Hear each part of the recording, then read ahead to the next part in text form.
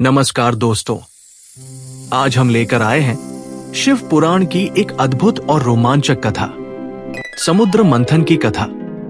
ये केवल देवताओं और असुरों के बीच की कहानी नहीं है, बल्कि ये हमें सिखाती है कि जीवन में अमृत पाने से पहले विष का सामना करना पड़ता है। पौराणिक काल में देवता और असुर दोनों अमर होना चाहते थे।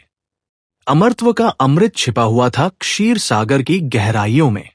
उस समय देवता अपनी शक्तियां खो चुके थे। तब भगवान विष्णु ने सलाह दी कि असुरों के साथ मिलकर समुद्र का मंथन किया जाए। मंथन के लिए मंदार पर्वत को मथानी बनाया गया और वासुकी नाग को रस्सी के रूप में उपयोग किया गया। इस प्रकार देव और असुरों ने मिलकर समुद्र मंथन आरंभ किया। मंथन शुरू होते ही सबसे पहले निकला भयानक हलाहल विष। वो विष इतना प्रचंड था कि संपूर्ण सृष्टि संकट में पड़ गई। देवताओं ने भगवान शिव से प्रार्थना की। जगत की रक्षा के लिए महादेव ने उस विष को अपने कंठ में धारण कर लिया। विष के प्रभाव से उनका कंठ नीला हो गया और तभी से वे नीलकंठ कहलाए। ये घटना हमें सिखाती है, सच्चा रक्षक वही होता है जो दूसरों की रक्षा के लिए कष्ट स्वयं सह ले। समुद्र मंथन से एक एक करके 14 रत्न निकले।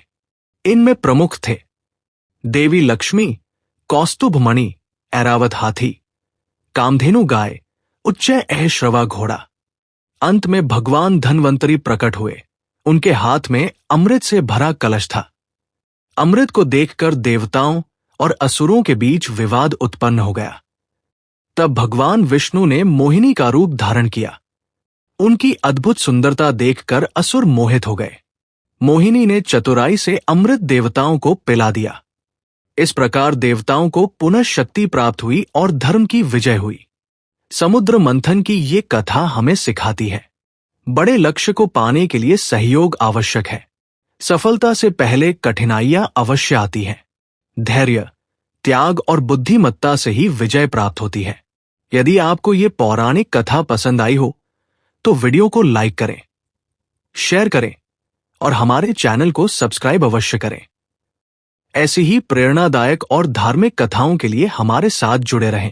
हर हर महादेव।